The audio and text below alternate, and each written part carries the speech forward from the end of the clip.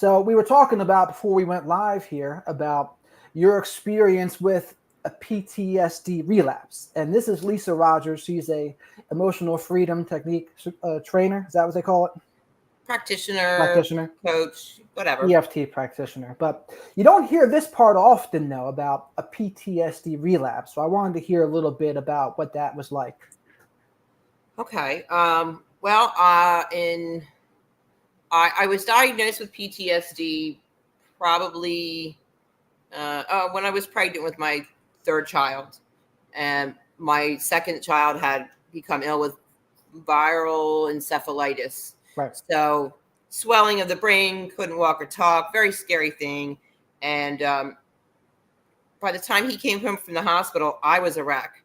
Like laughter, like hurt my ears. Like I just was like just a one bundle of nerves. And I went to my doctor, and it's when I was finally diagnosed with the PTSD. And I was pregnant, so they couldn't really give me anything for it. And I was just trying to do things on my own. And after I had the baby, I was breastfeeding. So I looked into supplements and all sorts of stuff, trying to do things a natural way to try and ease my symptoms of the PTSD, which was basically, I was like a deer in the headlights all the time. And I could be just sitting there watching TV, minding my own business, and all of a sudden I would feel like somebody jumped out and scared me.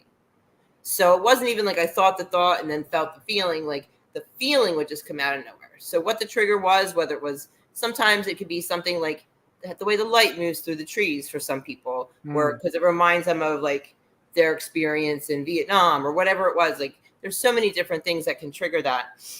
So I was trying everything.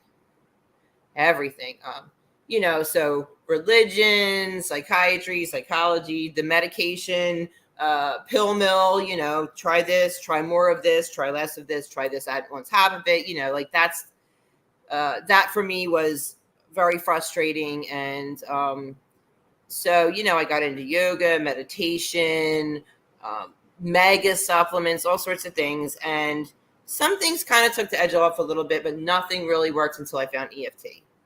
And when I found EFT, I was back way in EFT's infancy, and I was learning from Gary Craig, the founder of EFT, and I was just a devoted student to that because the first time I tried it, I felt a difference. Like it worked fast, and for me, like I'm an instant results kind of person. Like I'm not very patient. I don't want to wait 3 months to see if this or that's going to work. So for me, it was really exciting to have something work right away. And by following the EFT process, all of my PTSD symptoms went away.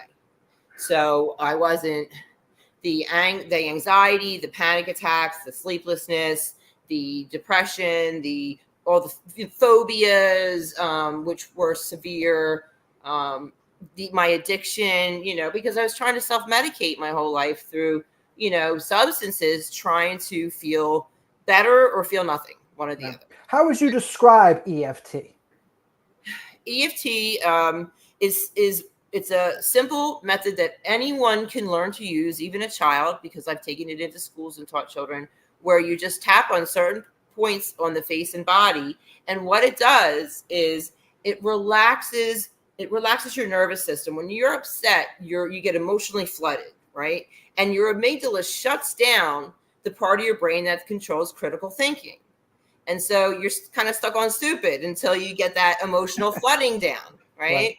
So by doing the tapping, it relaxes that fight or flight response. It relaxes the nervous system, and then your prefrontal cortex, your critical thinking, decision making can come back online, and you can think more rationally and logically about your situation and say, okay, there's no one here, nobody's here hurting you, nobody's here scaring you. Like this was just an echo of something that happened in the past, that kind of. And there's science behind this too. I know you sent me that article about it. So I mean, I'm very skeptical and cynical by nature. And in the beginning, they talked about EFT being like based on the Chinese meridians and this and that, and I just never really bought into that. But it worked. It was like I need to know how electricity works. If I turn the light switch on and the light goes on, that's all I need, right? Some people, they need to know the nuts and bolts. I didn't. But once that was like 24 years ago, 25 years ago. Since then, the advances in brain imaging and all of that has gotten to the point to where you can look, at the brain and do the tapping, and you can see what lights up and what's going on, and you can see the actual neurological responses that are happening in the brain because of that. That's awesome. That process. And for me, that's what I like. I like to see the tangible, effects of something in real time. Yeah. And so that's really helpful. And there have been so many studies now and meta-analysis of EFT, its effectiveness. And you can find a lot of that stuff at EFT International. There's a lot of people who've been dedicated to bringing EFT into the forefront of a respectable method of addressing these issues of trauma and so many more things. Sure. Some similar to like EMDR or other things. That's the other big one I hear about a lot is Right. EMDR. And And to all of them, I would say this. I would say, if someone's really struggling and what they're doing is not working, what do you have to lose? To try something like EFT. I would say Right. you have nothing to lose if what you're doing is not going well. Right. You really can't make it worse. And that's the thing I love about EFT is it's something that you can learn to do for yourself, by yourself. It's great to have a guide, someone like me, to help you navigate, because nobody wants to really navigate through the icky stuff by themselves. They'll tend to skirt around it. So it's good to have a guide. But knowing that as I'm working with somebody, they're building the skills to be able to do that on their own, because at 3 a.m., they're not going to be calling me and saying, well, what do I do about this? They'll have the tools right there at their fingertips to address that issue and be able to self-manage their emotions.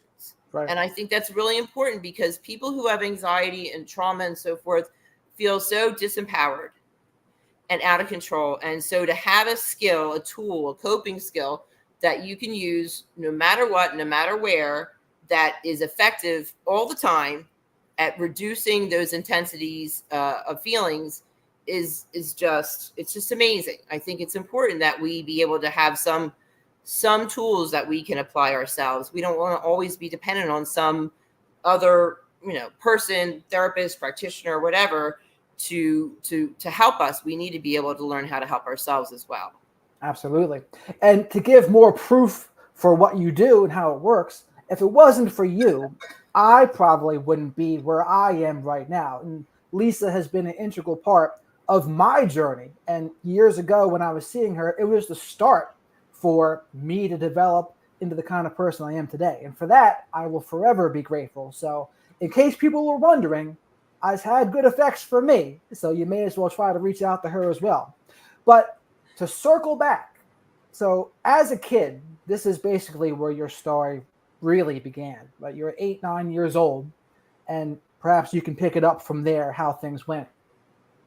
Okay. I grew up in a family that was really dysfunctional. My parents divorced when I was 5, and my mom, basically married a pedophile. And I guess she didn't know it at the time, but he was abusive in every way. So we were physically abused, we were mentally abused, emotionally abused. I went to school with black eyes, and we watched my mother get the crap beat out of her. And if my sister and I would sometimes try and call the police to help, and they would show up, and then they wouldn't do anything, and then we get in trouble for trying to help her. And my mother was suicidal constantly, and that was really tough for me, because I was so pissed off. Like, you are going to kill yourself because you can't stand the abuse, but you're going to kill yourself and leave us with him, who is the problem. Like, I was really angry about that. And so the grooming started when I was about 8 years old, and just continued to progress. And he kept me compliant by saying, as long as I did what I was told, that he would leave my little sisters alone. And so I became the protector of my little sisters. They didn't know it. I became the keeper of the family secrets. If you tell, your mom's going to kill herself, So I, at 8, 9, 10, 11 years old, I'm responsible for basically holding the family together, whether my mom lives or dies, or whether he hurts my little sisters. So it was a lot of It's a lot of responsibility. responsibility to put all that And on you. yeah. And I I just thought in my head, if I could just go to sleep forever, man, that would be like the ideal. Sure. And I would have and try and invent ways in my mind, like when I get older, I'm going to invent a bed where you can like there's a recess in it, so when you get in it, it sinks down so that you can put a cover over it and nobody can tell you're in the bed, like that kind of stuff. Because I was just living at this like animalistic fear level of how do I protect myself, and Fight or flight, fight, flight, yeah, freeze, fawn. it was fight or flight, and I couldn't fight. He was very strong, and he hurt us all physically, and my mother was very codependent, and as much as like he hurt her, like she did not do anything to protect us from any of the abuse that she was aware of. And that's a good concept there too. The concept of the enabler who is also a victim themselves. But it's certainly both, right? Just because she's a victim does not mean she wasn't also enabling. No, I mean, she was a victim, but she was also a volunteer because she had many opportunities to leave, but she didn't.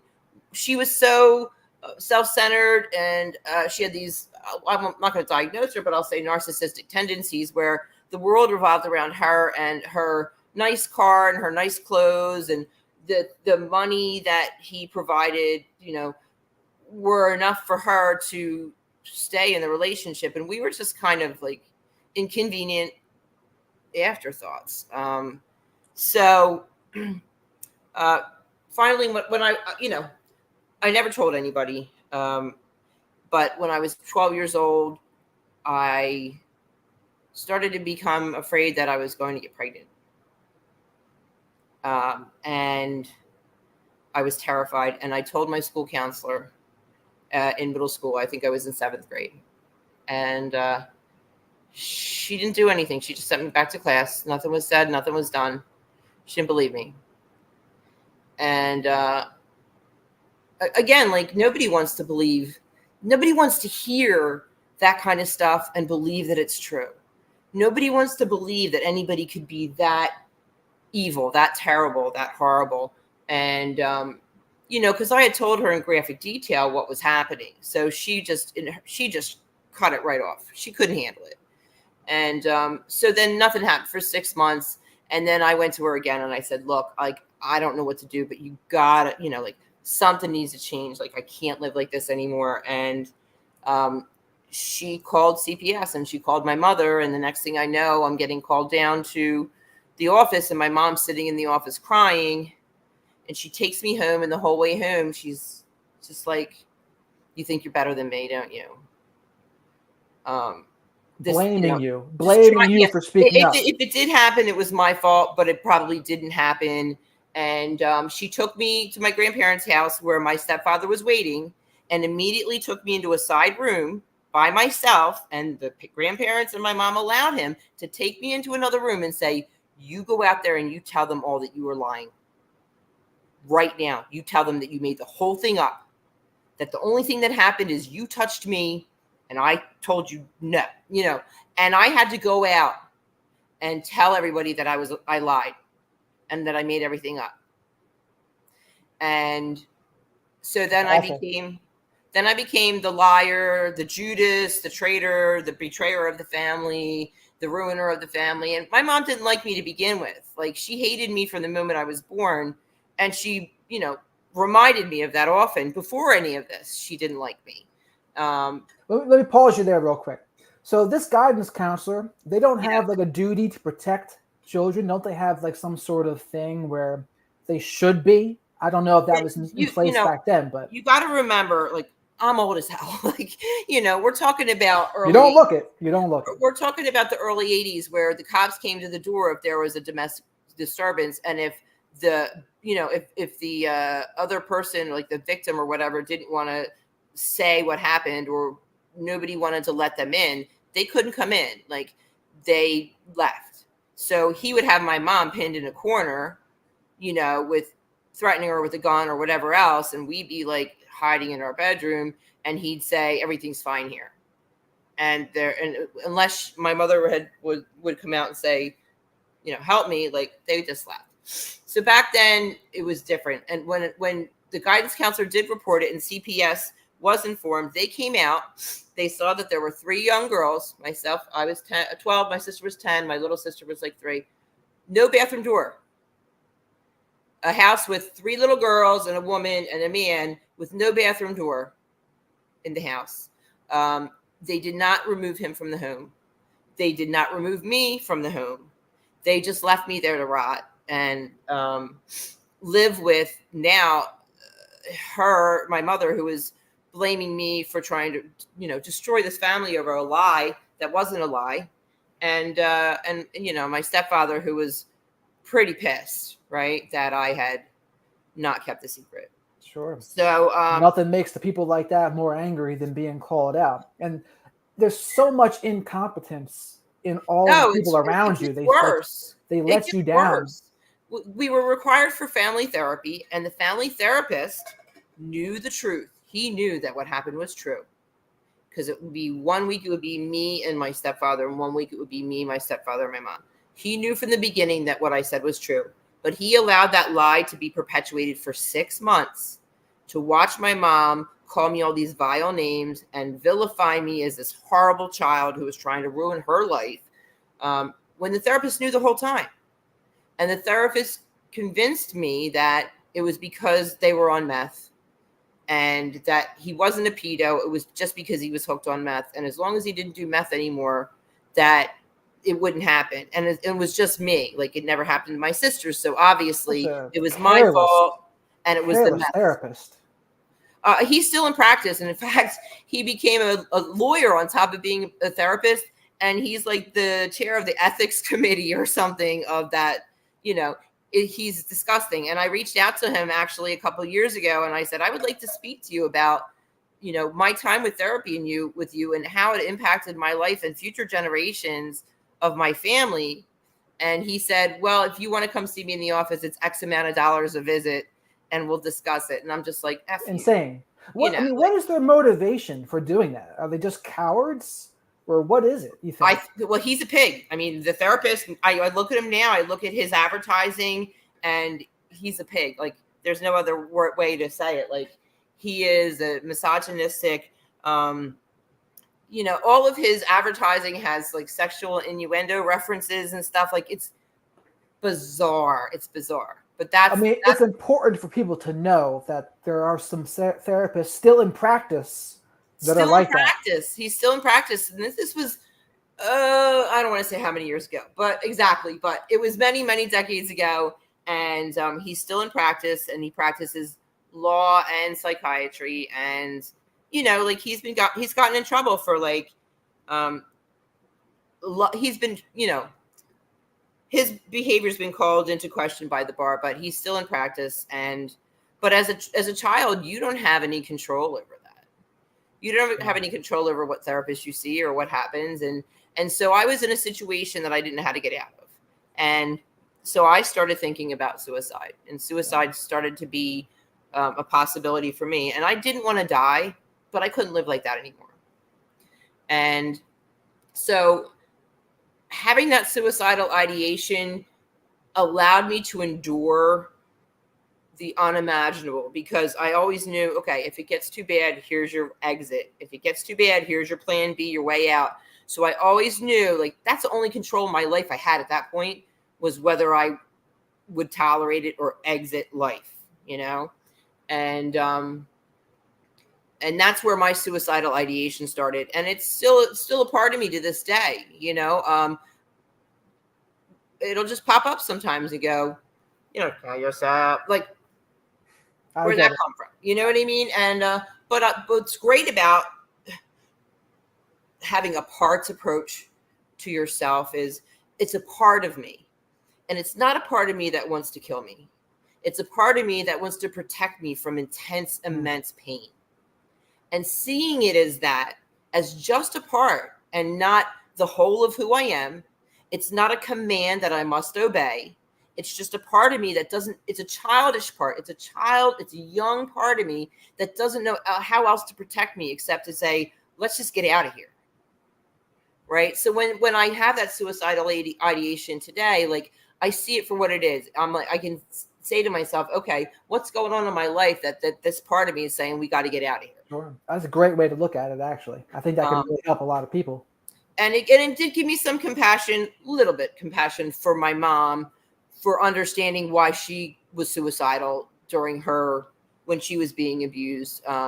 Because I was so mad at her before that. But once I got a little older and I started to experience that for myself, I could understand why she felt that was an option, no matter what it meant to anybody else. Right. Let me ask you a question here. So clearly the best thing for you would have been for them to help you get out of that situation. And it seems like they all let you down. Every single adult let me down. What's the best way to help someone? Say that's happening to someone now. That's 8, 9, 10, 11, 12 years old. What's the best thing how do you help someone who's in that spot? Believe them. Not being believed is been a sore spot for me ever since. I've had several medical issues where they couldn't find an immediate cause, and so I was dismissed. The medical issues were dismissed from endometriosis. They didn't believe I had until they ended up doing a hysterectomy. Lyme disease, they didn't believe I had until I was paralyzed, my face and my leg. I couldn't walk or talk. Just not being believed is like a real big thing for me now. So just if somebody comes to you and says this is happening or whatever, like just to believe them and to listen and to know that they have a safe person to talk to, I think is the most important thing. Especially as a kid, especially as a kid that age, kids aren't going to make up something like that. Yeah. I mean, here's the thing though, right? Like we would go to my grandmother's every summer when I was a kid, and I live in her house now in upstate New York. She was like my hero. She was like our saving grace. She's the only good thing about my childhood. And we would go from the end of school to the beginning of school. We'd spend every summer here. And she was wonderful. And at the end of every summer, we would have to go back home and we would meet halfway, and my mom and stepdad would be there and my grandma would be there with us. And my sister and I would wrap ourselves around her legs and beg her, please don't make us go home. And we would cry and cry and cry. Please don't make us go home. But we never told her. We never told her what was happening. She had no idea why. She just probably thought we were being silly and dramatic little kids. She didn't know why, because it's so hard to tell somebody, because you know that if you tell somebody and they do act on it, then your whole life, your whole family, everything's going to get blown apart, right? And unfortunately, the system today isn't much better than it was back then. I mean, children and youth, or CPS, or whatever you call it in your state, they will get involved, but they're going to remove you from the home. You're going to go to a strange foster home where you don't know anybody. You're going to be scared to death. Like there's no good out. There's no like, and they lived happily ever after like outcome for that. You know what I mean? So it's hard for me to say, okay, well, if somebody tells you that, immediately call the police and because it's not that simple. I know often it's trading one evil for another, because I know sometimes that kind of thing can happen in foster parent situations too. Mm-hmm. And there's all sorts of other issues. It's just not a good situation all around. It's not. I would like to say it's better to risk the foster parent issue than it would be to stay in that's awful situation. That's exactly the choice I was faced with. They sent me down to live with my dad because I couldn't live there anymore. I'm like, it's him or me. And she's like, well, he ain't going anywhere. Right. So they sent me to live with my dad in Florida. They didn't tell him what was going on. So he was ill prepared to deal with a 12-year-old who was psycho with rage and shame and everything else, and trying to act like a normal 7th grader in a new school with the dad, and my stepmother was pregnant at the time with twins, and like, so it wasn't an ideal situation. And I started running away from home down there because I just felt so misunderstood, and I couldn't. My dad didn't want to hear any of that stuff. My dad had suffered his own child abuse, and my being there and my experiences triggered his childhood experiences. And I didn't know that at the time, but I know it Right. now. Um, I can't understand it. I can't understand why a parent wouldn't want to believe well, their my kid. dad, And my dad believed it, but it triggered his own childhood sexual abuse, okay, and so he drank it. He drank his feelings away, and I didn't know at the time what was going on. But when they couldn't handle me, they sent me back home. My dad sent me back home to my mother and my stepfather, knowing what he had done to me. And he just died a couple years ago, and it's been really hard for me to reconcile how he could have done that. I could have never done that. I love my dad. insane. It's insane. I'm not angry with him. I pitied him because he was an alcoholic my whole life, who just was in misery and drunkenness. I never got the dad that I wanted, right? But him sending me back there, knowing what had happened, almost feels unforgivable. But I've worked really hard to try and understand it. I mean, it's just awful. I mean, I can't even imagine sending So, you back to the lion's den I mean, like I that. was like, please, Daddy, please don't make me go back. Please don't make me go back. But my stepmother, who I'd heard argue with him a couple nights before, said, send her home and we'll raise our kids right. And he was pretty weak-willed, and she was the boss, and she's, so and I've had to work a lot to um, you know resolve those things and have a relationship with my stepmother, which Yeah, I I mean, do. it But makes me mad just hearing it.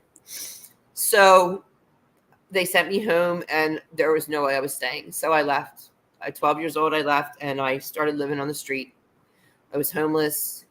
I slept on an old mattress in the woods for a long time. I would sleep in church doorways because I thought, in my like child brain, I thought if I'm in a church doorway, then people would leave me alone because they wouldn't want to like mess with God or something. Like, I would get up early or sleep. I didn't really sleep at night. I slept during the day because it was safer. But I'd go at like 5 a.m. when they would deliver the bread to the supermarket outside, and I would steal a loaf of bread and what I wouldn't give for some peanut butter to go with that bread. But I was raised in this strict religion where like stealing was a sin and you go to hell. So like I couldn't steal, right? Because God would get me.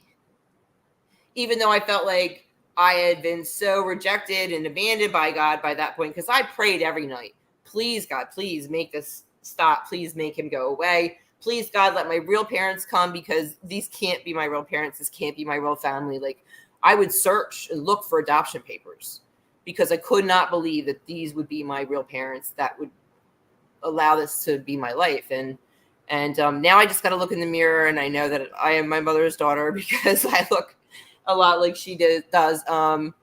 But so I lived on the streets, and I thought that would be an easier life or better life. It wasn't. Like, you talked about trading one thing for another. Like, I went from the frying pan into the fire, and I ended up getting trafficked. Like, what's a 12-year-old girl going to do on her own for money or food or anything else? Like, it didn't take long before there were, so many like big old fat men driving Lincoln Cadillacs that wanted to help me. You know what I mean?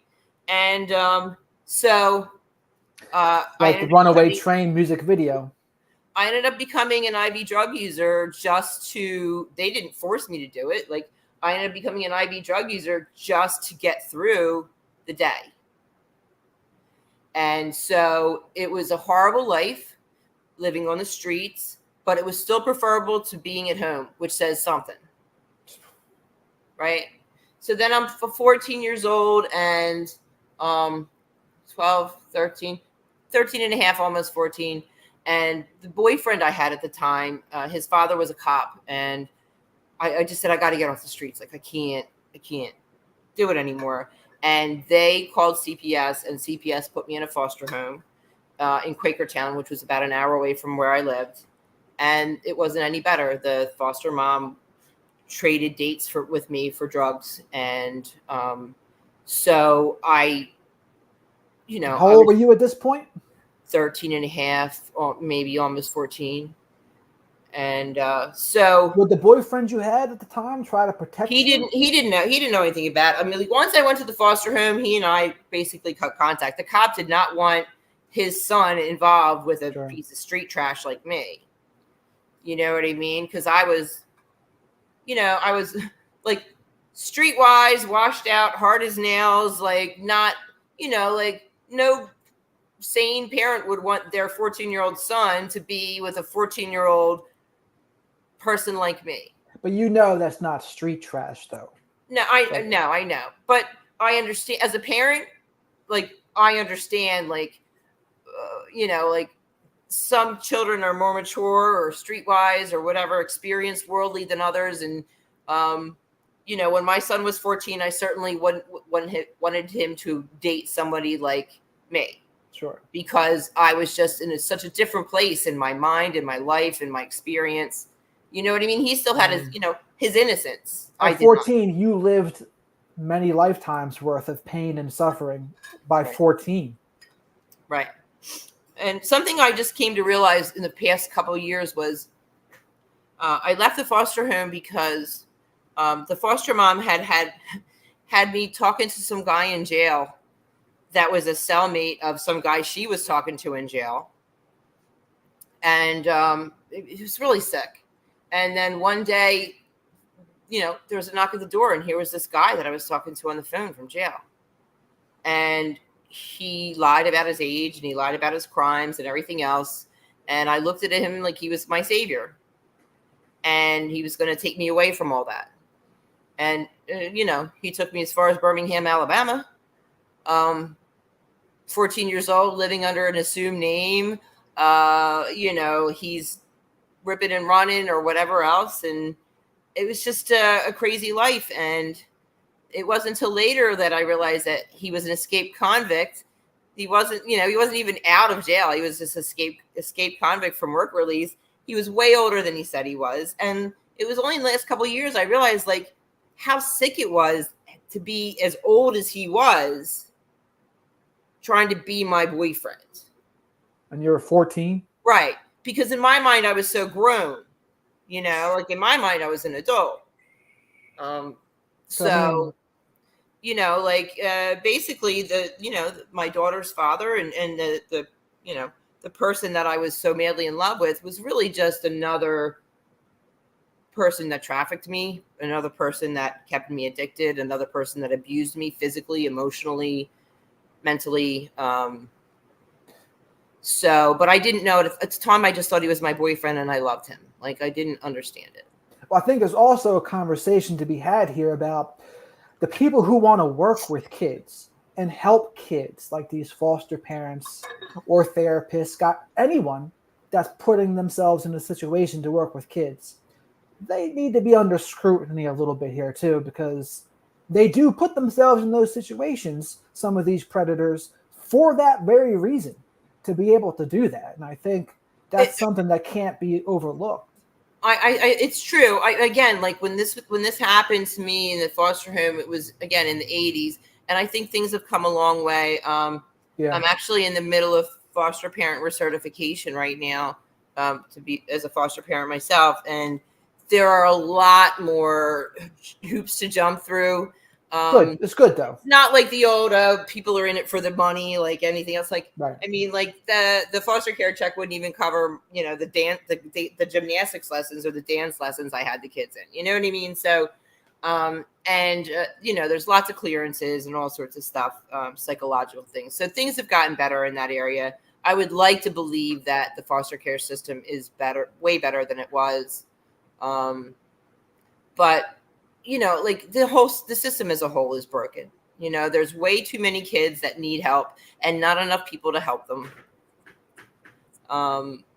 which is why I think it's good to have things like EFT, because if you're an adult who experienced child abuse and so forth, and you can't afford accessible, affordable, effective therapy for many reasons, because even if you have insurance, maybe you can't access it because you can't, drive, or there's a waiting list or whatever, or you can't afford it because you don't have insurance. Most therapists nowadays don't even take insurance anymore. They don't take insurance. No, they're all cash pay, because insurance was paying them like 15 cents on the dollar. So they're all cash pay and effective. Like, even if you have the first two, having somebody that's effective and knows what they're doing is a whole other story. One of the problems that I had my whole life in therapy was I would sit and I would talk to the therapist and tell him about my childhood, and I would see them visibly squirm in their seat. And I'm like, if you can't even hear what I'm saying, how are you going to help me? Right. How am I going to ever trust you? I've heard that. I've heard people that have told me that they've told me their stories like you are now too. And they would say their therapist told them that their story traumatized them. And I was like, yeah, you can't be a therapist getting traumatized by your client's stories. It's like, you have to do your that's own not work. what they need from you. Like, yeah, you're going to hear some awful stuff, but you can't let it traumatize you. It's very hard to trust. It's very hard to trust, period. That's it. That's a whole sentence. It's very hard to trust. But when you go to a therapist for help and they are visibly uncomfortable with what you're saying, or you can tell that they are not completely buying it, or there's, like, you can just tell, it might even be worse. They start to get all uncomfortable and squirmy and stuff. Like, you just know, so yeah, I it's think not what you need from them. And right. So I think that's what's always been a plus for me in my own practice is I've been very transparent about who I am, where I come from. Like, I've never presented myself as anything more than what I am, which is somebody who's gone through these experiences, found a method that works, brought myself to a different place, and leveled up to a different way of living. And I have this, for whatever reason, I have this innate ability to connect with other people who've been through this and not be triggered by their stuff. Even if it's similar or the same as mine, I don't personalize it. Like, I'm able to, like, if that's their shit, this is my shit. We don't, there's a boundary there. And when I'm finished my session, because, I could have like back-to-back 8 sessions a day with people that are Vietnam vets, people dying of breast cancer, whatever it is. When that day is done and I work at home and I walk from my office to the living room, it's there. Like, it's gone. Like, I don't carry it with me. I don't ruminate on it. It's not in my energy system. Like, it stays where it's supposed to be, which is in that therapeutic process. And that's really important, because I would have gone nuts a long time ago if I listened to the worst of humanity day in and day out for 20 years. I totally wasn't able to separate that from my personal life. I think I had that in me too. I think it helps, where I've heard some of the, I hear all sorts of awful stuff, but it doesn't get to me in that way. Yeah. So, but I think it makes it good for people like us. That's how we can help people. Right. Because you want somebody that, like, even if they didn't walk in the same shoes, they've walked a similar path. They understand even if the details are different, the thing that when somebody understands the feelings. You're credible. You have credibility in a way that I would find it difficult for any woman to question your credibility in these kinds of issues, right? Between trafficking, the molestation, all that, like, you're very credible. And but not only that, but you've gone through it, and you've done it with addiction, and you've been able to get clean from drugs and alcohol, and you've been able to turn it around to become, like, basically a counselor for people and to give back what you've learned. And that's an amazing thing. Yeah. It's for somebody like me that I never understood why I was here. I never understood what I was born. Like, I just always felt like a mistake, or I was born on the wrong planet or whatever. Being able to help other people is definitely, giving me like a reason to live, like a purpose, a point in life to help people. And when you say things like, I helped you, and I hear other people say that, it validates my existence. And I know that for somebody who doesn't need that kind of validation? That sounds silly, but I need to have that validation because I never got that as a kid. My existence was never validated. My existence was negated constantly. I totally get it. And it's so true, though, because you certainly have helped me and many others that I know of. Yeah. And so that's a powerful thing. Yeah. And all of it is due, EFT was the thing that made the biggest difference, other than, August 2nd, 2002, that's today's August 2nd, like, other than my clean day of getting clean from drugs and alcohol, like, and the EFT, they both were like hand in hand, like in tandem. Those two things happened. Like, I stopped using drugs and alcohol and I started using the EFT, and I don't know which came first, the chicken or the egg at this point, but I'm pretty sure it was the EFT that allowed me to not need the drugs and alcohol to self-medicate anymore. So how did you first get out of these situations with all of these guys, these predator guys? How did that happen? I became pregnant at 15 with my daughter, and I didn't want her to live my life. And I very selfishly thought, now I can have somebody to love me. And that's not a good reason to have a kid. No. I was 15. I didn't know shit about shit. I was an IV drug user. I didn't have any family support whatsoever. I was living in an apartment, with this guy. I don't want to call him my boyfriend, but, and when I found out I was pregnant, I went to rehab. I went and checked myself into rehab, and I got clean from IV drug use. They didn't know what to do with a kid that was that young. And they put me like in a psych ward for 30 days, but it was enough for me to like get enough time away from the drugs and the ritual of using IV drugs to know that I never was going to go back to that again. But I never learned anything about the disease of addiction. I never learned about anything other than just don't do that drug that way and you'll be okay, kind of thing. And I got out of rehab and I went right back to the guy. Right. And but this guy's a lot older too, I imagine, right? Yeah. But I didn't use, and I went through the pregnancy, and I would find his needles and break the tips off and stuff like that, just trying to like whatever. But by the time she was 6 weeks old, I sat on the couch and I heard a click, and I picked up the cushion, and there were like a ton of guns underneath the couch cushion where I'm trying to nurse my daughter. And that was it for me. Like, what I couldn't do for myself because I didn't have enough self-love or self-worth, like I did for my daughter, because I did love her and I did value her more than I valued myself. And I got her out of the situation that I didn't have the strength to get myself out of.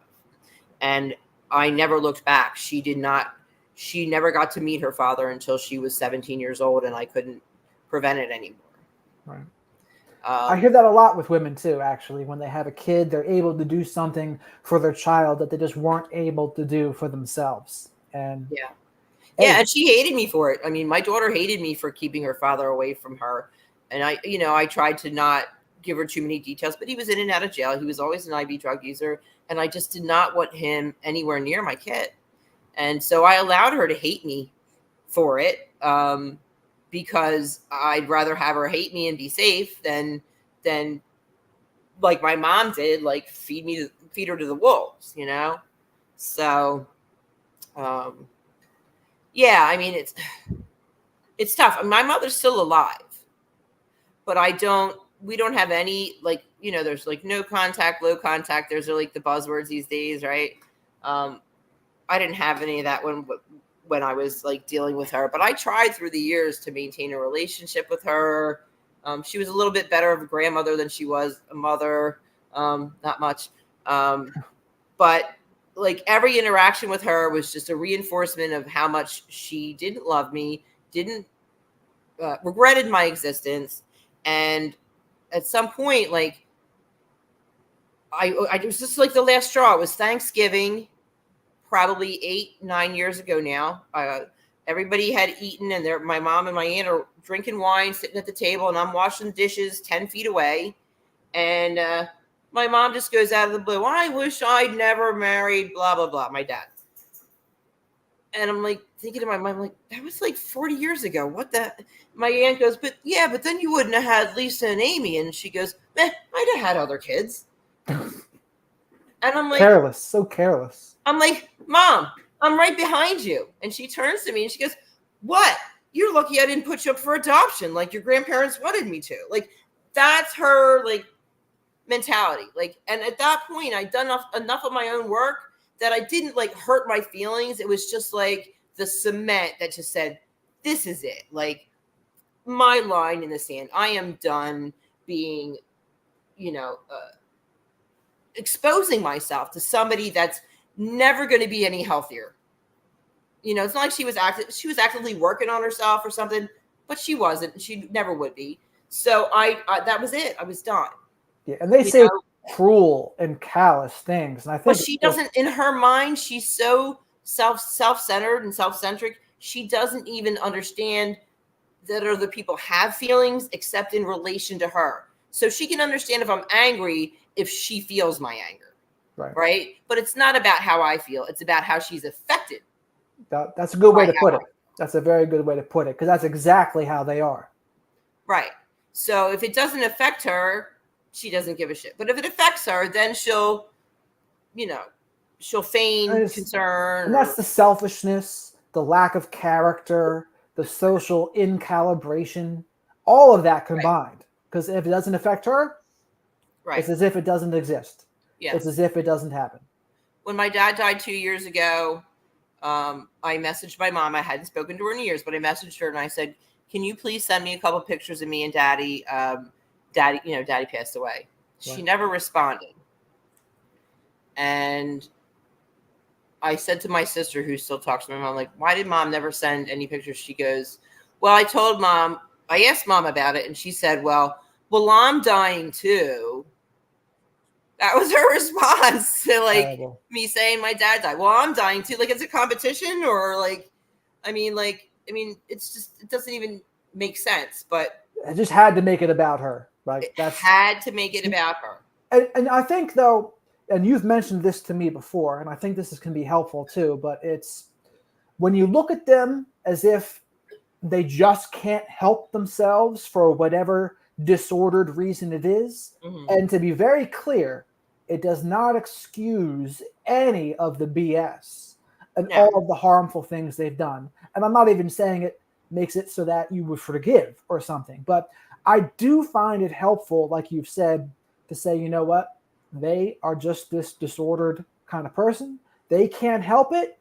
And it's helped me to let go of resentment when I look at it like that. It's like asking somebody with no arms to give you a hug and then getting mad at them when they don't hug you. They've got no arms. They can't hug you with no arms.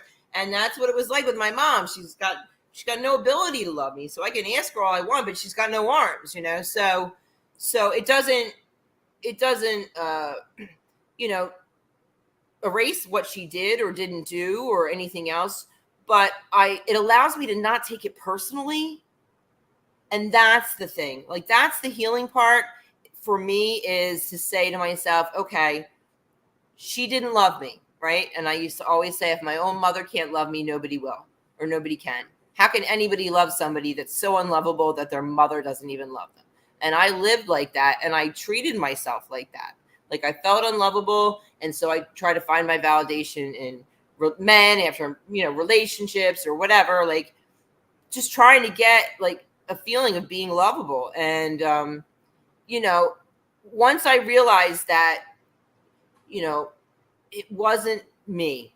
Like, she would love my sisters. She would hug my sisters. She would nurture my sisters, but not me.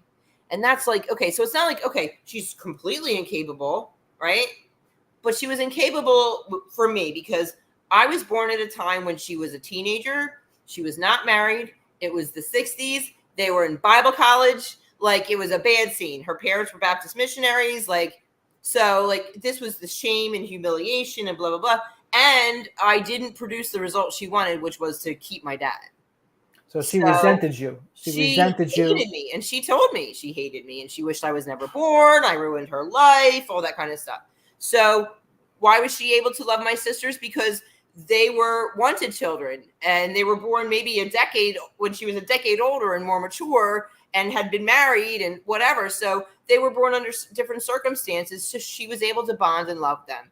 But because of the circumstances in which I was born, she was not able to bond with or love me. And that does not mean that I'm unlovable. Absolutely. And this is the roles of the narcissistic family, where they say they have golden children, the black sheep child. And when you spoke up about what happened to you, it just like cemented your black sheep up. Yes. See, this is why I hate her. This is why I resent her existence. And just total self-centeredness on her part. But this is the craziest part, right? I was a black sheep of the family because, I was a drug addict. I was this, I was that, blah, blah, blah, blah, blah.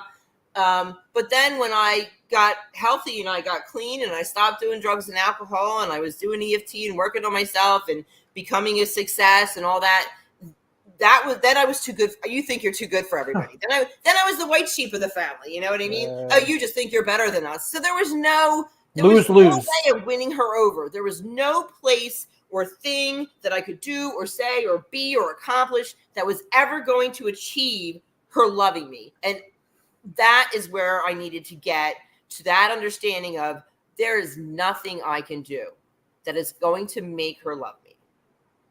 And that doesn't mean I'm not lovable.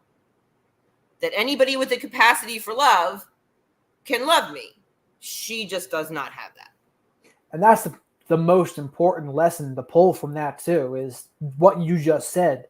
Just because your mother didn't love you doesn't mean you're not unlovable. But I can clearly see how that can imprint such a terrible message on a child when their own mother, the one person that you would think would love you unconditionally or the closest to that, is saying all of those things to you. It's just a terrible programming to give. It's very, like, to have any kind of self-esteem or self-worth when you're sitting there in the corner like some monstrous freak while she's on the other side of the room rocking my little sister singing "You Are My Sunshine." You know what I mean? And just the contrast of that and trying to not take that personally. It took me a long time and working on myself and doing the EFT and other therapies to understand that her shit is not my shit. That's her shit. And I lived a lot of my life owning her shit. Her thoughts about me, living up to her low expectations of me. Right. I mean, and a lot of people wouldn't even believe this unless they heard it. They wouldn't believe a mother would do that, where completely see someone completely differently than the other kids, like the sisters that she loved versus how she treated you. But it absolutely happens. And it does. It's more common than people would think, more than likely. And I've developed this theory, Jared, that when people come together, they revert or devolve or whatever you want to call it to the person that they were when they met you. So for instance, my dad had my sister and I. My dad was a teenager. He had me and my sister, and then left my mom, and then he moved away and had a new family. And he was this great dad to the new family. He was present. He did all this stuff. He was like the coach of their teams or whatever. They got the dad that we didn't get, right? But every time that I would see him, that I would visit him, he would revert. He was Jack 3.0 for them, but he was Jack 1.5 when he met me. And every time we would come together, he would revert to that Jack 1.5 that wasn't capable of having the conversations or the connections that he was with the other kids. That's how I started to develop this understanding that if we don't work on that, as people, individually and together, we never grow beyond the initial relationship that we had. So every time I would see him, he would say, "I'm sorry, I'm such a shitty father. I'm sorry I didn't do better." I'm like, and one day I just took his face in my hands. I'm like, "Dad, I'm right here right now." This is as an adult with grandchildren and everything. I'm right here right now. I don't care what you did in the past. I don't care what kind of dad you were. Just love me now. Love me now. Be my dad now. and he couldn't do it. And even you looking at it like that is a favor for him too, that you're even willing to give him that shot. And I don't even think he recognized it. It sounds like Well, he had his own shit. he was in his own self-loathing, self-misery, self-whatever because of his childhood abuse that he could never face, and he just drank away, and he could never get beyond it. He just could never get get courage, though. These people just don't have courage. Like, and maybe it's he because was not. I mean, like, I loved him, but I pitied him. I didn't respect him. I couldn't have any respect for him because it's not behaviors worthy of respect. Those behaviors don't deserve respect. I felt sorry for him. So I, like, my sister, she's super angry with him. I don't feel angry. I felt pity. I felt sorry for him because I knew how painful it was to experience like childhood abuse, and the fact that he could just never move past it, do the work to like work through it. Like he just couldn't, he just didn't have what it took to face it. And he got kind of led around by the nose by anybody who had a little more strength or like strength of character than he did. I know the type that the women take charge. Like weak, and he was not a take charge guy. He was not the one in control. And so, like there's no sense in me being angry with it. It is what it is. Like, I think this is where like our experience in 12-step programs, I think it helps because when you're there, you see a lot of people doing some courageous things and overcoming all sorts of like horrible stuff that's happened to them. And absolutely. It gave me the idea that, yeah, look at all of these people doing all of these courageous things. So that when I hear stories like yours about your dad and your mom, it's like, man, like where's their courage? Like where's the ability to do the right thing regardless of how they feel? And there's just none of it for them. They just don't have it. Yeah, I mean, is it nature or nurture? I don't know. I mean, I know the history of my father's childhood. I know the history of my mother's childhood. I know the history of my childhood, and like what like innate abilities and like for me, like my ability, my determination, my tenacity, my commitment to like move forward no matter what, like that persistence like is what saved my life, what got me through whatever I had to get through and allowed me to be successful.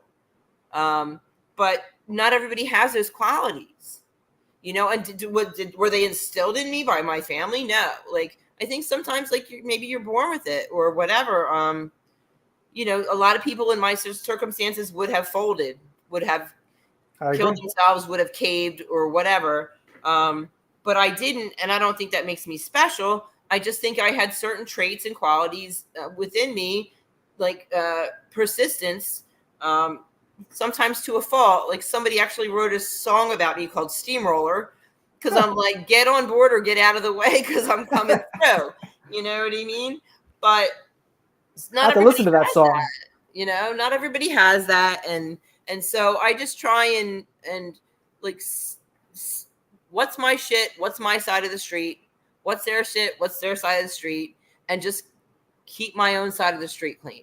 Yeah. I mean, and that's the best way to go with it because we all probably have limitations. Like innately. We all do have limitations. Not probably. We all have limitations. We definitely have limitations.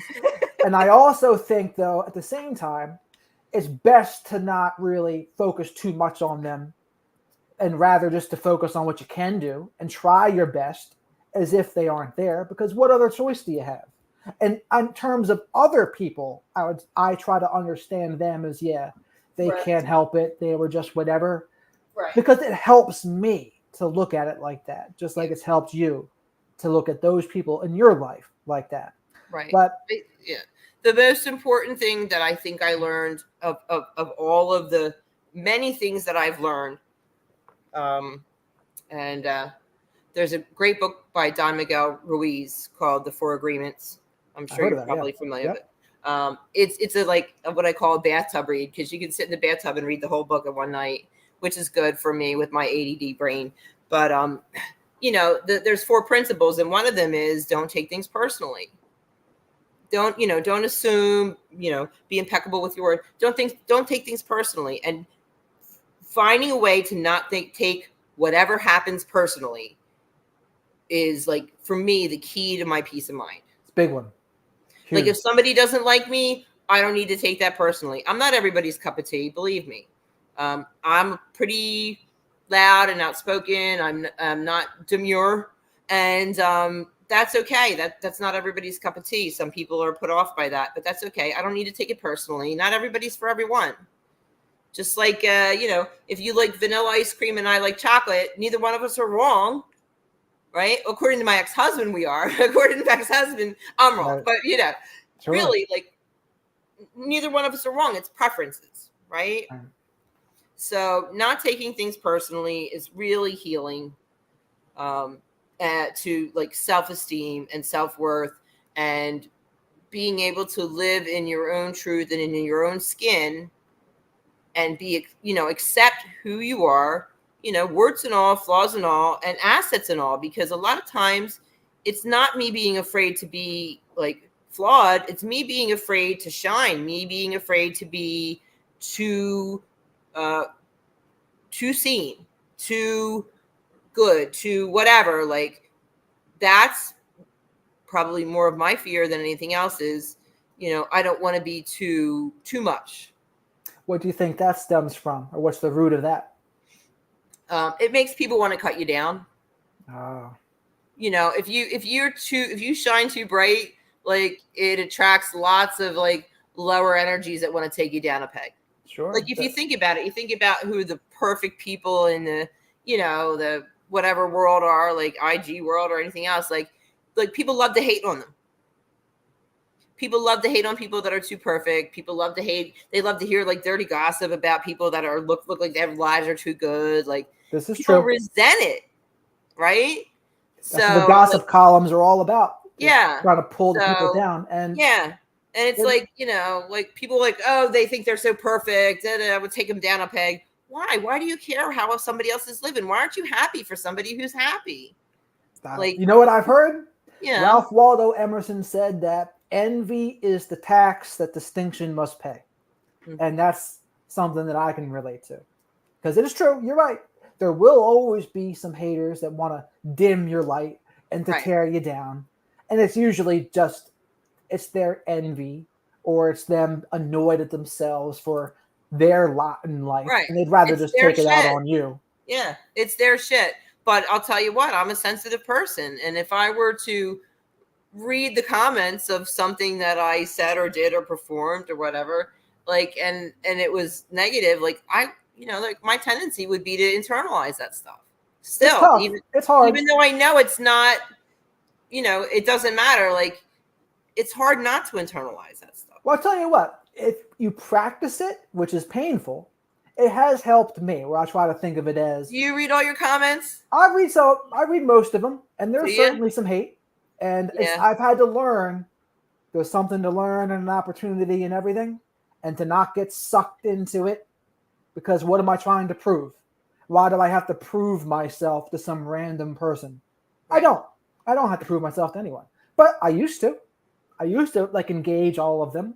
And I said, nah, it's just not needed. It's not needed. Like, they're going to say what they say. I'm not going to feed it with any attention. Right. It's hard not to engage, though, when you feel like you're being unfairly or incorrectly criticized. Absolutely true. Mischaracterized. Like, when you're like, but that's not even true, or that's not even right. Like, you want to correct it, because then you think it's going to, but they don't care whether it's true or not. No, you're exactly right. They just want to hate. They don't care whether it's accurate. Well, you said exactly, maybe because we have a similar mindset on these things, but that was exactly the reason why I would jade, as I call it, justify, argue, defend, or explain.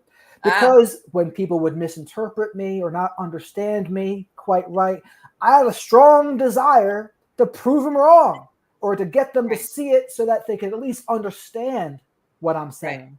But that's the issue right there. Even having that desire and trying to get it so that my point's out there. But it was the most frustrating if someone's going to misinterpret and twist and distort. That was always the hardest for me. Yeah, because it feels unjust. It feels unfair. Yes, And I think we all have a need to feel, a deep need to feel seen and understood. absolutely. And when that need isn't met in any other capacity, when we can take some hits, you know what I mean?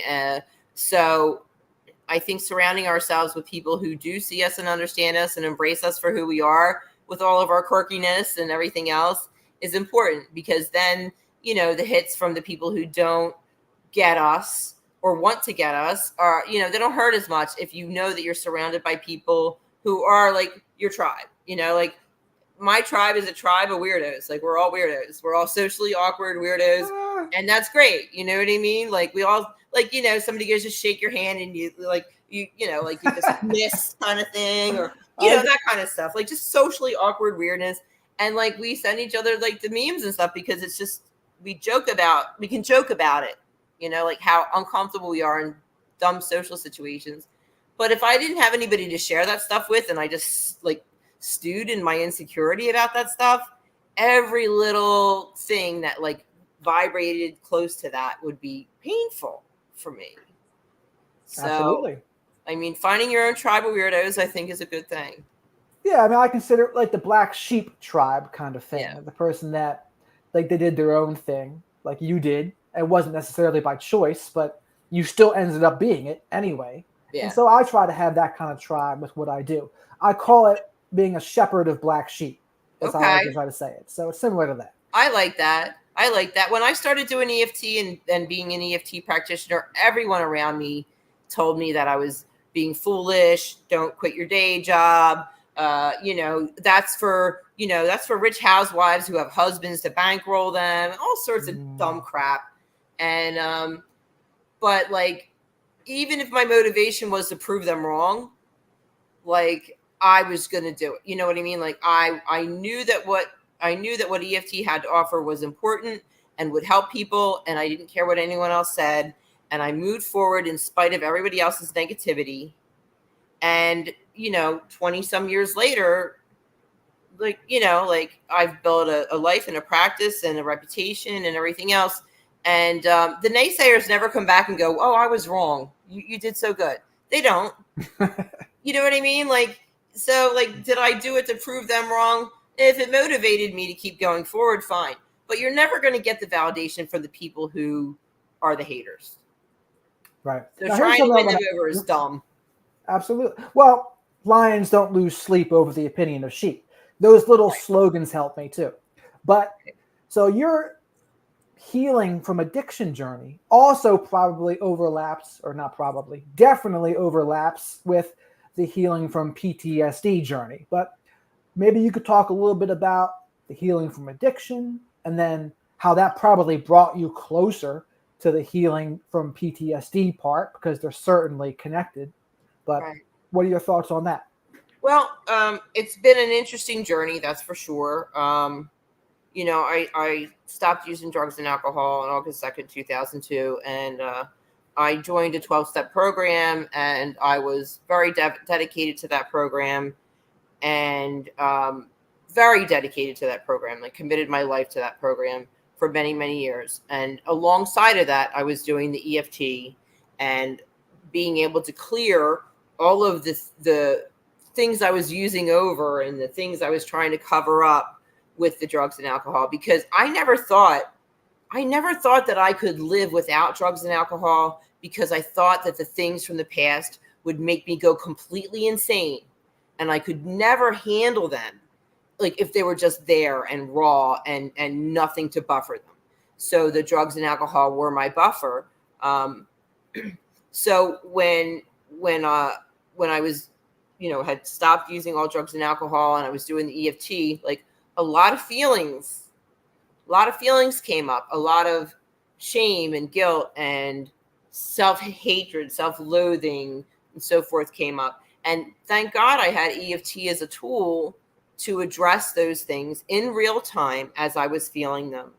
And you know, that program helped me to not only stop using, but like find a new way to live, because I didn't know how to live. I was living at an animalistic level.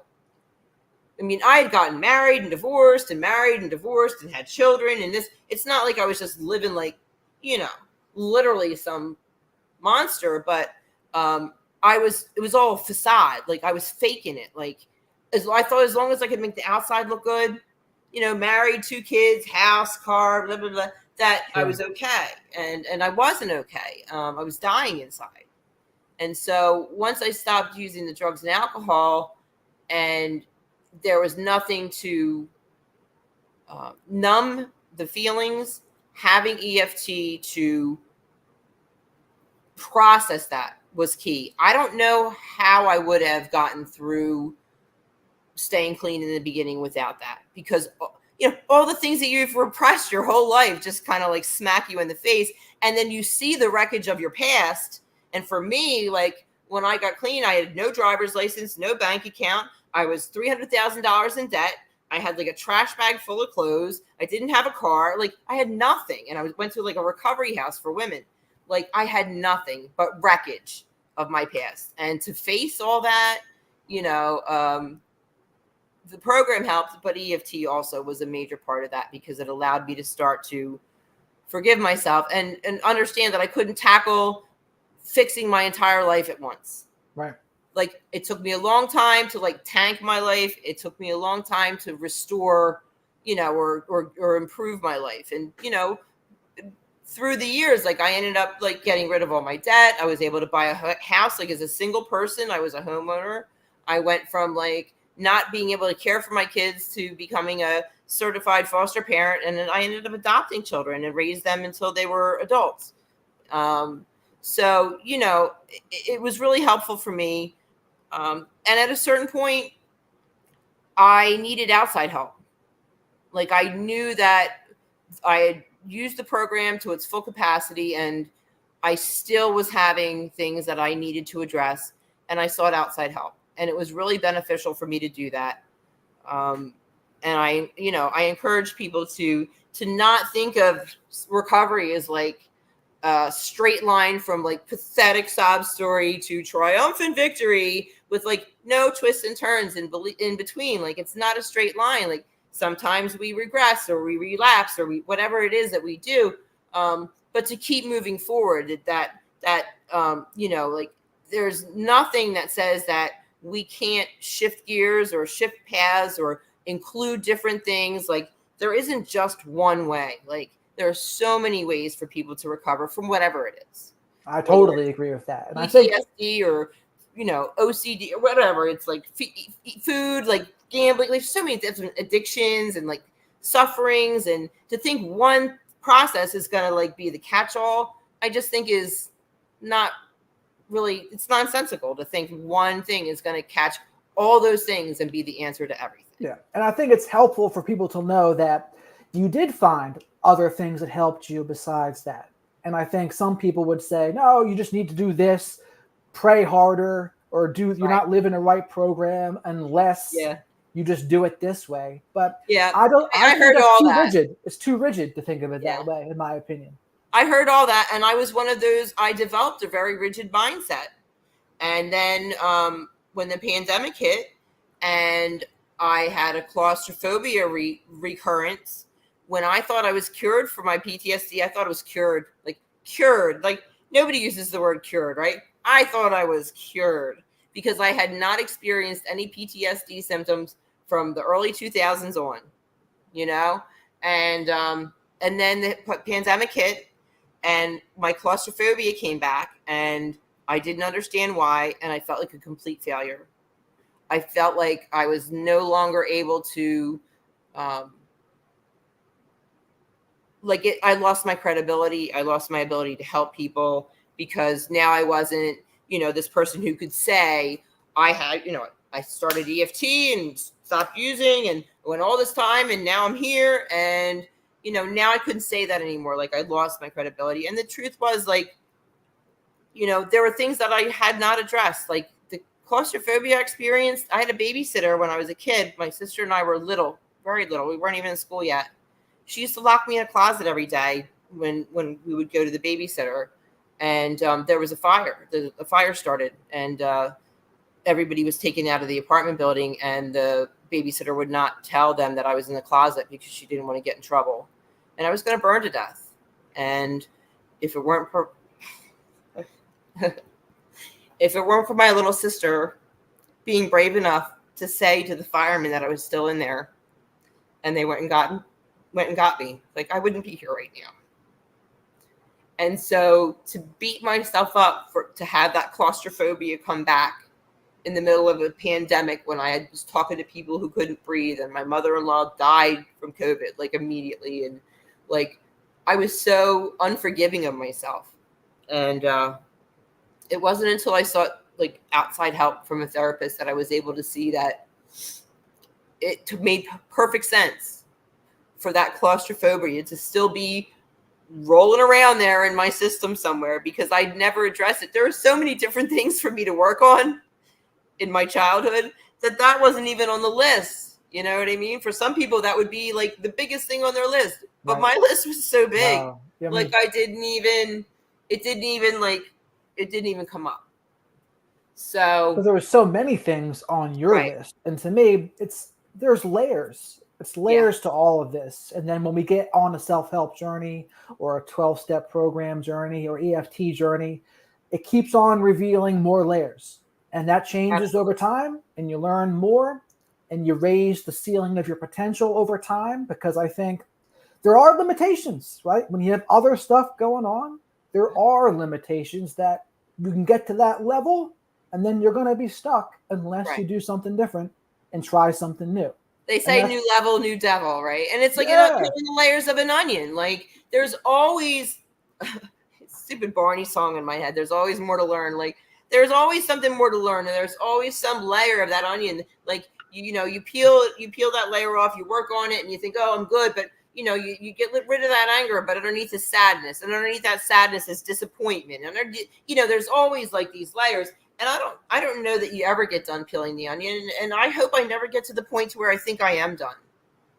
Like, No, I hope that it's I never always done. remain teachable, and I always remain willing to look at my own stuff and say, I got to work on some things. Right. Did you want to talk about also how, like, you left some of the 12-step program stuff, or? Well, I did. When the pandemic hit and I relapsed with the PTSD, I hadn't slept for 3 days, and I ended up taking a medication that I wasn't prescribed so I could go to sleep. And in that 12-step program that I belonged to, that disqualified me. So I had to give up all my clean time, many, many years from 2002. And it was very painful. And again, it felt like a huge failure. And again, it was the EFT, PTSD, and the being clean, like, those had become my entire identity.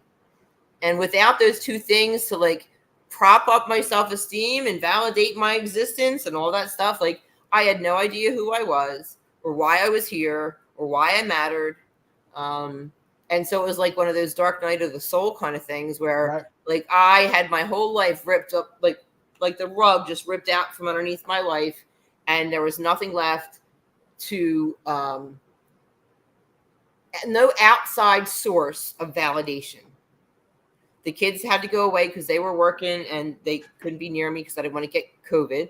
And so I was by myself, with myself, facing myself, and there was no outside validation to tell me I was okay. And I'd become a person who lived a life of service, where I was in service, giving to others, helping others, doing this. And that defined me, I guess, internally as like a good person. Right. So once I couldn't do that anymore, once I had nobody to give to, then what was my use? What was my purpose? What's the point of me existing if I can't help anybody or be of service to anyone? Right. And I so think that's the thing. This that's is a hard. big thing that's happened to a lot of people now, where they find that maybe they leave a 12-step program and they realize, though, that was where all of their friends were. It was where their support system was. And they kind of have to rebuild and try to do something new. And I think it's important to talk about that, because there are other people, no doubt, who are in a situation like that. And it doesn't mean they're going to go off the deep end and go completely the other direction, which is how some of them would want you to think. But it's not always that way. And I think to know that there's this path as well, I think is super important for people to see. Right. I mean, I was very rigid in my program until I couldn't be, because I had done something against the rules, and Right. by taking that sleeping pill. And I did. I lost my entire support system, people that I'd sponsored for over a decade, And that's rotten of them, though, just too, to abandoned me. me, for them But, to and look at I'm things. like, did I teach them that? Like, because I'm basically mentoring them. Like, did I teach them? I thought we were about an unconditional love, but really what I experienced was there's unconditional love within the parameters of being in the program. And you know what I mean? Like, once you leave the program, that you're no longer qualified for the unconditional love.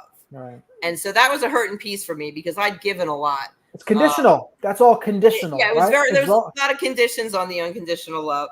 But But we talked about this before we went live, too. But I think with religions, spiritual programs, 12-step fellowships, the principles are the principles. But it's the humans right. and their interpretation of the principles and their flaws and shortcomings and defects. That's where the troubles come in with all of those things, where the principles can be good, but Absolutely. people fall. Right.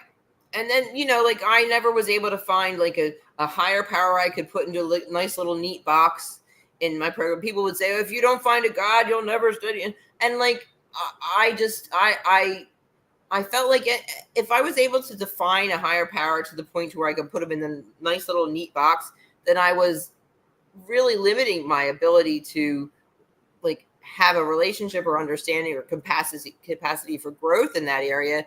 So like I never did. I just kind of I have a deep spiritual life, which is different than having a religious life.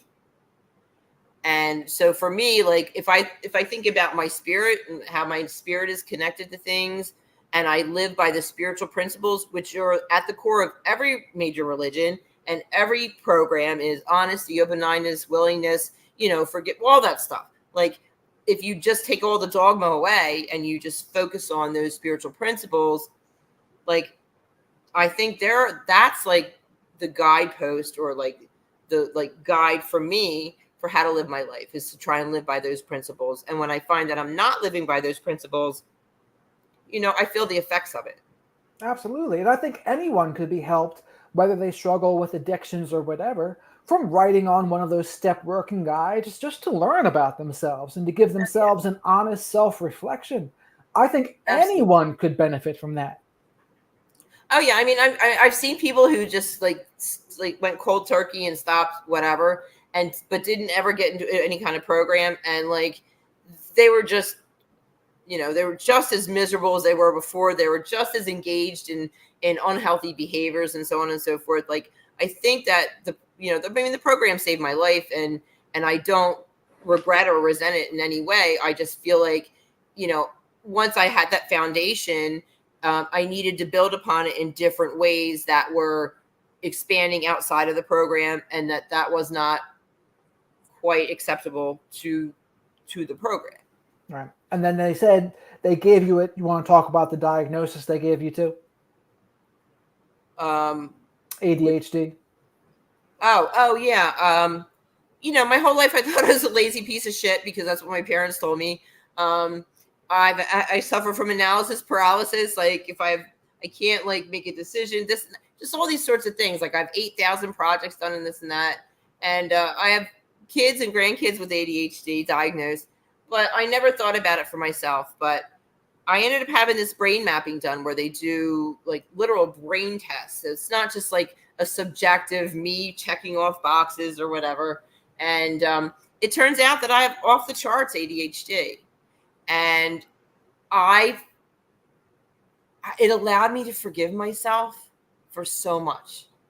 It allowed me to forgive myself for all of the, like, what I was considering defects of character, all my shortcomings that were really like neurological, neurodivergence. It wasn't that I'm just lazy or don't feel like doing it or whatever. Like this is like neurodivergent issues that I never even knew I had. So it allowed me to have a lot of forgiveness for myself, to see that this is the way my brain works. It's not my character. It's not my personality. Like, this is the way my brain functions, or dysfunctions, however you want to look at it. I think there are a lot of positives to it too, but and I I agree. went on medication. I went on medication specifically for ADHD or ADD, and the first day I took it, I bawled my eyes out because I was like, oh my God, this is how everyone else feels all the time. Like, I never knew how distorted my thinking was until I was able to take a medication that allowed me to reorder my thinking. And I think that's so important for people to hear, though, too, that was to forgive themselves for the things they had no control over, Right. and to understand, your brain just functions in a different way. And this Right. is why I say all of this, there's a spiritual plus a scientific component. When someone has something neurodivergent related or bipolar related, there's something scientific in there too, where if they do the combination of spiritual plus the scientific part, then they can really get to the ceiling of their potential. But if you're missing one or the other, it's just not going to go as good. I think it's a multi-pronged approach to health and healing, no matter what the situation is, whether it's a physical issue or an emotional issue, neurological issue, that just, taking one path, I think, is limiting yourself. And by, seeing what else you can use to your advantage that's going to help support you and, allow you to have the more fullness of life and excel in the areas you want to excel in and achieve what you want to achieve and feel fulfilled and satisfied in your life. Like, for me, happy, I don't like the word happy. I feel like I'm like happy when it's sunny and I'm not happy when it rains. You know what I mean? Like, happy is like so wishy-washy. But like, do I feel fulfilled and satisfied in my life even if it's raining? Yes. You know what I mean? So if we want to live a fulfilling and satisfying life, like, what tools can we use to support that? And maybe it's a 12-step program, maybe it's EFT, maybe it's supplements, maybe it's, doing some, shadow work. There's all sorts of things that we can tap into. And I think limiting ourselves to one path is limiting our growth. And that's the understanding I came to as well, where I think there's all of these possible tools out here that are at our disposal, more so today in the current age than there's ever been. Why not try to explore those things? Why not? Is what my thinking is. I agree. And there's new things coming out all the time. I'm looking into some of the newest like gadgets they have for PTSD that are like Neuralink implants and all sorts of stuff. And I'm like, I'm the kind of person who's like, yes, EFT, I'm an EFT practitioner. That's my career. But that doesn't mean that I'm going to like ignore or exclude anything that could be like a faster path or an easier path or a shorter path to somebody getting relief. You know what I mean? Like, I'm in this to help people. Like, I want people to find the shortest path to relief. Right. And one question I wanted to ask you about it too. What's your signifier, or where do you draw the line between when you're doing something that's going to be better for you versus when that thing starts using you? And I think especially for people that have been in 12-step places, I think it's very important for them, if they're going to try this kind of thing. Can you give me an example? Because I'm not sure I understand. Well, like for some people that would say, oh, you're using this medicine and now you're using, period, right? You are doing something spiritually detrimental. So where is the line between something that is spiritually detrimental versus something that really is for your benefit and positive? Well, for me, it comes down to having a dialogue with my gut. Like, I have a relationship with my gut that I never had. When I was using, my gut could fuck off. Like, I didn't want to hear from my gut because my gut would say, don't do that, don't do this. And I would be like, shut up, gut. You know what I mean? Like, really? So, but, through the years, like, I've developed a relationship with my gut where I listen. Like, because the more you, like, dismiss it, the quieter it gets. But the more you listen to your gut, the more pronounced and the louder it gets. And so if my gut says go this way instead of that way, I don't even question it. I just do what it says, right? And my gut's never steered me wrong. As long as we can tell the difference between our gut and our head, because like my head will lie to me all day long. Heart, no good. You know what I mean? Gut is always, because there's no ego in the gut. Right. You know, the gut's just pure information. So if I'm dialoguing with my gut, which is like where my spirit is, like I know when my spirit is at ease or not at ease. Like even if I'm lying to myself, my gut's in there going, you're full of shit, like my gut will tell me when I'm lying to myself or trying to fool myself. I will feel it. Like I have a conscience now that I never had before. I have a sensitivity to doing the wrong thing that I never had before. And for myself, like, as long as I'm not numbing out my feelings and I am still tuning into my gut and my spirit, I will always know whether what I am doing is moving me in a direction of spiritual growth or whether I'm devolving into like an unspiritual place. Yeah. And that's the point I wanted to clarify, because I think that's important for people to know too, just to listen to their gut. And that is one of the biggest parts of healing, especially from people who have had traumatic situations, is learning to trust themselves again, trust their gut, trust their perceptions of reality. Yeah. That's number one. Yeah, because when you're living a life that's not good for you, like you have to negate your gut's opinion. Right? Like you have to dismiss your gut, because otherwise you couldn't continue. Nobody can be an IV drug user and listen to their gut. That's true. You know what I mean? Like it just doesn't happen. So like, you're kind of like, you're forced to like shut your gut up in order to continue to doing the unhealthy things that you're doing. Survival mode. It's just survival mode. You got to do what you got to do to survive in that case. Yeah. Now, this is probably one of the last things I ask you, but today, like in your life today, how are you generally with the PTSD? How, like, do things still pop up from time to time, or how are things for your life today? I've worked through the claustrophobia issue during the pandemic. I was able to work with a therapist and do EFT and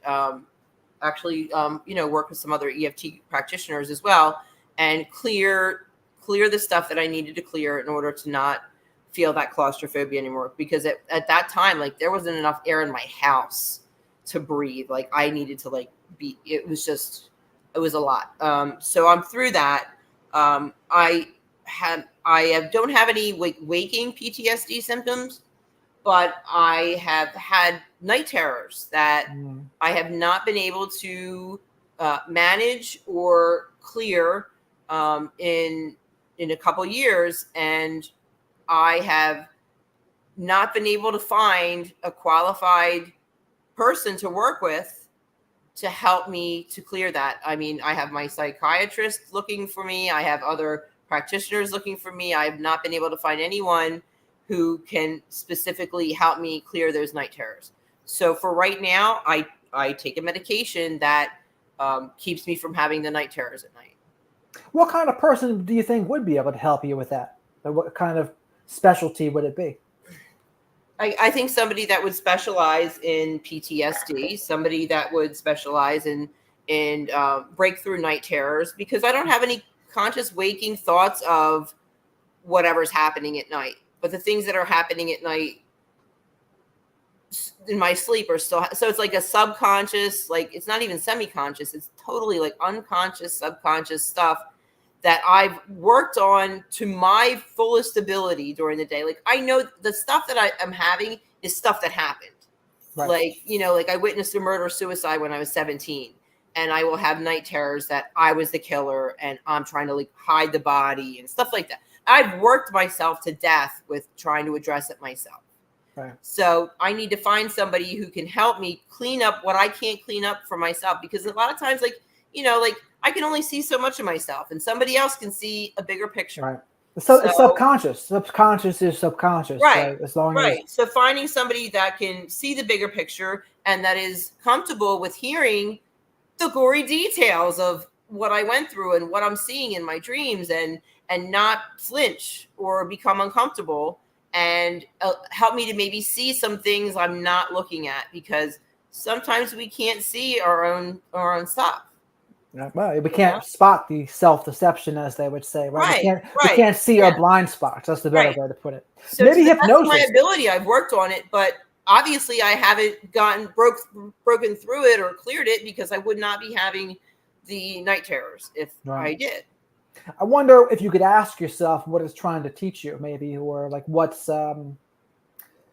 trying to let you know, if there is something to let it know. I'm not sure. I'm just kind of I've approached spitballing. it a lot of different ways. I've approached it like I'm every person in the dream, like every character is a part of me. Like I've approached it from like the Jungian perspective and all sorts of things. I've tried, believe me, I've tried to clear this, because night terrors are no fun.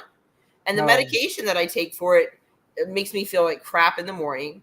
And I get it. I don't want to take it, but I don't want to have night terrors either, because I've had then I several. wake up and I'm in the middle of nowhere, in the dark. There's no ambient light anywhere. So I'm afraid of the dark, but I'm afraid to go back to sleep. Right. So that's a horrible place to be, where you're like afraid to be awake in the dark, and then you're afraid to go back to sleep because you're afraid you're going to go back into the night terror. So I've had that a couple times in my life. And for people who don't know, for mine, it was like demonic in nature, where there was something that was like truly terrifying in these dreams. It was like a dark force that was pulling me in. And it's the kind of fear that consciously, you just can't get to that level of fear in the waking moments. But something about the subconscious, that's the next layer of it, that was terrifying to me. And it made me make changes in my life. That's how terrified I was of this. Did you making the changes have an effect on? They went away. So it was a message for you. Yeah. And that's what I'm saying. It might not be the same for you, but for me, that's what it was. And I think they had me on these medicines at the time that I think might have contributed to them too. But a combination of it was, there were terrifying dreams because there's certain, like, it takes a lot to scare me, but there are certain things that I think there's some truth in, like demonic force type stuff, that I think, yeah, there might be some truth in that. And those are the kinds of things that can scare me. And that something in my subconscious tapped into that. Right. And it was, if you haven't had a night terror, it's hard to explain properly how scary it can be. It's more real than real. I mean, words won't do it justice. It's like Sam Harris would say about a psychedelic experience. He says, if you try to explain a psychedelic experience, like with shrooms or acid, he goes, you have a thimble and you're trying to take back a little bit of ocean water in the thimble, but the whole rest of the ocean water is the experience. You can only bring back a thimbleful to try to explain what you're trying to do. And I kind of think I like that. And it's I definitely like that. Yeah, so it's a good representation of it just, words cannot describe some of this stuff here. It just doesn't do it justice. Yeah. I mean, I think I just want to end by saying, like, no matter what we go through or what we've been through, like, there is a life worth living that we can find, and there is hope no matter what. And there are resources no matter what, and they may look different for different people, but if you seek them, they are out there. There are people that care. There are people that will listen. There are people that will help. I'm the former president of the Realize Foundation for Suicide Prevention, and they're all about just having the difficult conversations with people. You know, like, they say, oh, tell somebody if you're feeling this way, but then nobody wants to hear it. Nobody, you're like, you're fine, or like, you need people. If you want people to talk, then you need to have people that are willing to listen. Sure. And so if you're not going through that stuff, then maybe think about how you can be a person that will listen. And if you are going through that stuff, finding go-to people is important. Having a support system is important. You can't just be alone by yourself, isolating and thinking that things are going to get better. Like, you need to seek some sort of outside support, no matter what it is. Sure. And if people would like to work with you or to reach out to you, where would they be able to do that? Well, you can go to my website, which is centerforoemotionalfreedom.com, or you can call me. Nobody calls anybody anymore. 215-485-0021. And but yeah, just go to my website and you can click on this link or that link, and you'll get me by email or whatever. Well, Lisa, I'm really glad you came on the show here. And again, you've certainly helped me immensely in my journey. I'm And I glad. always have lots of love for you for all of this, especially hearing. I've never heard your story in full like this before, but it makes me have that much more appreciation for what you've been able to do and how much you've been able to accomplish. So thank you. And now look at how many people you're helping. So it's just paying it forward. You know what I mean? It's a beautiful thing. I definitely agree. But thanks again for coming on the show, Lisa. I'm Thank you. sure this will help a lot of people. Thanks, Jared. I think. Let's see.